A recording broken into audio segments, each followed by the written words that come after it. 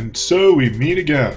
Thank you for checking out another fun-filled episode of Retromageddon. And this is our, I think, 9th episode of Faxanadu? I'll have to check. Anyway, this is going to be the final one. So this town here that I'm standing in was a bit of a surprise. I actually stumbled upon it while backtracking to the point where we left off, which was trying to find the evil one. And I had to go through a small dungeon again to get here, and I didn't even realize it was here. If I had known, I would have saved myself some trouble, but it's right in here, right by where that guru is. So I was pleasantly surprised by that. You know what? We'll take a look at it again. There's really nothing much in here, aside from this guy, who tells you the magic of offense does not work against the evil one. Which is actually kind of good, because we can use our tilt spell as much as we need to get to him. There's of course a church, a bakery, or a meat shop, or whatever the hell it is, a key shop. You know, I didn't even go in here. Just some stores and stuff, just a place where you can get a, you know, a foothold. Let's see, just king keys. You don't even really need keys anymore anyway. Yeah, just a place where you can stock up a little bit if you need to before the final fight. So I did run through this because I wasn't sure how involved the next area was going to be. And in the last episode I was very close. I really could have done it if I wanted to. I was just having a bad gaming night that night, and nothing was really working out for me very well. So I really didn't feel like it, but we could have wrapped it up last night, really. This video is going to be really short, because it's very easy to get to the last boss once you figure out the puzzle. Not even puzzle, but the minor maze. Okay. If I can make that jump. Now that's something about this game, I just never got used to the jump mechanics.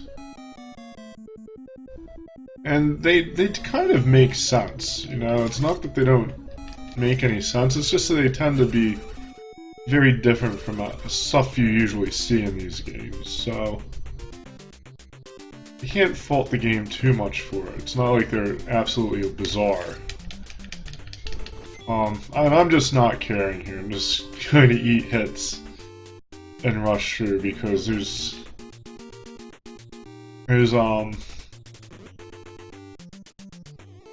not much left, and I have tons of potions.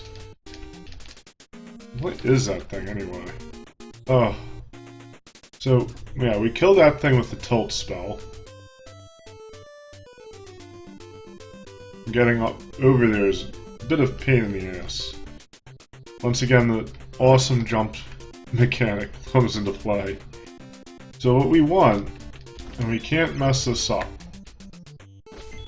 where we're going to have to go back, is this. Just want to go over there.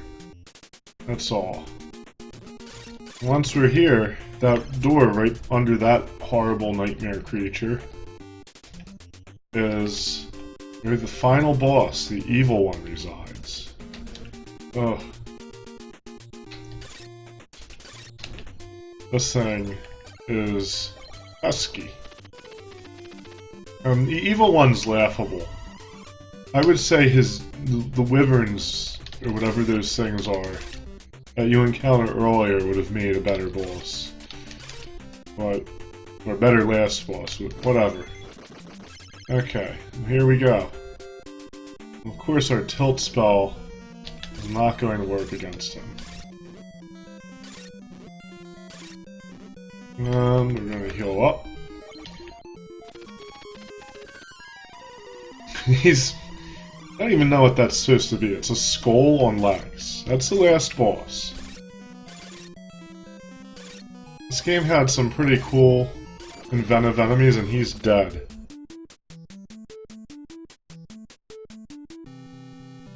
But yeah, that evil one was not one of them. Not one of the cool enemies, for sure. Glad to have you back safely. It will take time, but the elves and dwarves will become friends again. Oh, and return peace to this land. It gives me assuming what he's going to say. As it used to be. I understand you will leave to continue your journey. What a restless guy. And that's it. That's the end of Faxanadu. I'll let you guys soak it up.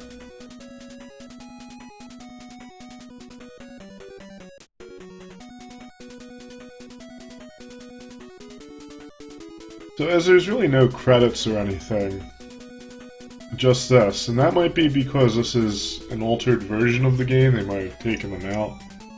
I'm not sure, but I doubt they really changed much about the fundamental game. It's just more colorful. Yeah, so my verdict on this game, and I really thought about it a lot. Because when I first started playing it again, I thought, oh, wow, this game's a lot cooler than I remember it. And, you know, then I started to notice some of its problems, and I thought, oh, this game kinda sucks. But after playing it through, I've decided that it's a C. It's really just an average game. It just happens to be a side-scrolling, sort of Metroidvania style action RPG on the NES, which is kind of rare. There are more, and I definitely want to play them when I return to the NES. But it stands out, and I think that's what made a lot of people look back at this game and think, oh, this is a great game. And why some people might have hated it, because it's very different. I always personally just felt it was average. It wasn't terribly bad. It wasn't great. It was okay. I had a fair amount of fun playing it. I won't lie. It would have been better if it didn't have some of the problems I was harping about throughout the whole playthrough. Yeah, the jumping mechanic was a little too finicky. It wasn't poorly thought out. It was just that it was more complicated. And not even that totally. A little more complicated. It was just different, I guess. You know, usually if you have to get a running start to jump, like in Mario, you push and hold down B to run. You don't do that in this. And as a player, it's almost counterintuitive. Another problem is the way they place some of the enemies and their AI. The AI was really bad. A lot of times it was just they'd run at you and attack you. Or, you know, they'd follow a very random pattern. I mean, you don't expect great AI in a Nintendo game, obviously. But they could have done a little bit better job on it. Even like I said, Super Mario Brothers or something, even that AI worked better because they followed set patterns and you had to deal with whatever the pattern was. And it was more the way the enemies were placed or arranged that made it challenging. Also, there were problems with the game's difficulty. It was really very easy overall. I don't know why people would say it's tough. Aside from those wyverns, which were very brutal, I admit that. But part of that was me just being unprepared. I was stubborn. I didn't buy the magic shield. I didn't buy the death spell. That did make things easier. But you could still theoretically buy a lot of red potions and just brute force your way through everything in the game. And that was a problem, but not a major one. The real problem, ultimately, with the game's difficulty and how broken it was in that regard was the level up system, which was very strange and almost not like an RPG at all. Because ultimately, all it did was give you more money when you died or when you would continue, and it was very easy to abuse that, and I admit I did it. I think I did it the first time I played it. Yeah, that's just something I think most gamers would do unless you're doing some kind of challenge run. I don't really feel that players should be terribly punished for dying or losing in the game, but it was almost as if this game rewards you for dying and encourages you to do so, which to me is just really bizarre and counterintuitive. It did have good points, though. Oh, also, I should remember, I almost forgot this, that I didn't like how some of the enemies were placed, how they would sometimes put them right on ladders and they'd be able to whack you and you can't do anything about it. Or they would put them right on the edge of a screen where you're transitioning from one screen to the other and they'll push you back into the previous screen. I didn't like that. But aside from those things, oh, and there were also bugs. I don't know if I mentioned them, like the pendant is bugged. You can avoid picking it up, but apparently, I'm not 100% certain, so I'm not really going to hold it against the game. Apparently, it actually weakens your attack instead of making it stronger, which is not what they intended to do. But you can avoid that. Anyway, there were things I liked.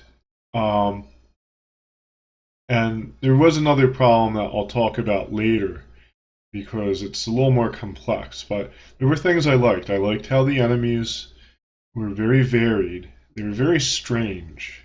And I kind of like that. Looking at some of those things and going, what the fuck is that? It was fun. Sometimes video games have very bland, repetitive enemies. This game, for its short length, had a fairly good cast of enemies, and they were interesting and different. So that worked in its favor. I like the fact that it had a variety of weapons and spells. Even if the spells were, just kind of upgrades of each other, it still gave the game some flavor, and they at least had the decency to give them unique sprites, which helped a lot. And I liked running around and exploring things, so that did work in the game's favor. The music and sound effects were okay; they were pretty average. So I can't say much about them. I don't think there was anything terribly memorable about the soundtrack or the sound effects, really. There were a few nice songs that I liked, but nothing classic. Um, and finally, we'll get to the graphics, which I kind of have to make an exception for and do an episode 0 of, where I show how the original game's graphics look like, because obviously this game being a ROM hack, graphical ROM hack with extra color in it, is a different experience. But the original graphics, which is what I'll be critiquing, and I do remember them, they were very, very bland color-wise, very drab. Some ways it went hand in hand with the theme of the game because the idea was that the world tree was dying, everything was drying up and dying. So of course everything's going to be brown. The problem was that it just made the game very drab, very dismal, and it took some of its thunder away, and that kind of hurt the game. Of course, the ROM hack fixed that a little bit. I think it was a good ROM hack. I'm not going to rate it, but I think it was a fairly decent ROM hack. They changed the colors, they spruced it up a little bit, but they didn't kill the original feel of the game, and I think that's very important. They just improved it. So you still have that feeling that the trees die, and you still have this feeling that you're going into these, strange, bizarre places and these dungeons, and that really, really helped the game a lot, visually at least. And of course, there was the edited content that Nintendo of America took out when they released it over here. There wasn't much of that. I was kind of surprised to see that the bars and stuff and the people smoking weren't taken out. It really just took out the religious references, and you can kind of see that there's some remnants of that in the translation. They were calling them priests gurus. Well, very obviously they were priests. And the stuff in the church was all that was really taken out. But so yeah, that's Faxanadu. Um, like I said, it's not a bad game. Sometimes I read things where people call game mediocre or average, and they proceed to, really slam it and talk about how they hate it. Uh, if you hate if a game is average if you say a game is average and then you go to say you hated it, then I think it would really be considered like a bad game or, poor game. I don't really think that's an accurate use of the word. Um, I definitely didn't hate this game. It was annoying at times, but I didn't hate it. And I do like to recommend games to, just think about who would like to play them. For this game, it's not an easy recommendation because it's not a bad game, not a great game. And I feel like it's just a very niche game, or niche, I guess is how you say it, niche game. Um, it would be something that's good for people who like action RPGs, who like 8-bit stuff, who like platforming, and who probably played some of the more major classics from that genre and are just looking for something else. Or maybe people who are maybe just looking for a different kind of Nintendo game. If you don't expect a whole lot from this game, it won't let you down too much. But you might even think it's great. It might click for you. That's another thing. Sometimes games just click for people. And I can see this game, clicking for some people. They might see things in it I didn't. Because it's not a bad game. It just has problems that detract from its quality. Maybe if it had a little more beta testing, maybe if it had a little more time on the drawing board, it could have been a B or an A. But that's how it turned out. So thank you for watching this episode. I did have fun making these videos and playing this game, and I'm definitely going to do some more. I do intend to move on to some Sega stuff because I've really reviewed a lot of Nintendo stuff. So I'll move on to some Sega stuff, maybe some Sega Master System or something. I'm always willing to take suggestions. If anyone has a game, they have a request, if I have the game and I can do it, if it's in my power to play it and review it, I'll do it. So, if you see this and there's something you want to see me do, please do make a recommendation. The only games I don't really review are things like sports games or games that were really geared towards young children, and some other things like that. And that's mainly because, I don't really feel it's totally fair to review like a little kid's game and say, oh, this is what's wrong with it. Of course, all these games were made for young people. I guess you could say that. But, something like Barney's Play Along or something, I'm not going to review that and say it's a terrible game, or Barbie Dress Up, because it's really something I'm totally different from what I've ever played. And sports games, I don't really play them, and I really just don't know how to treat something like that, especially, something that would be so old. Some of these, if you have something like Tecmo Bowl, I don't even think they could have a full field of players back then. So it's, and that was due to technical constraints. So, I don't feel comfortable reviewing those either. But there's a lot of other stuff I will do.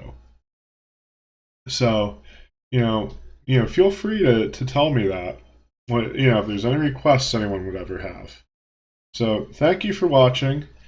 I will be back, and until then, good luck and happy gaming.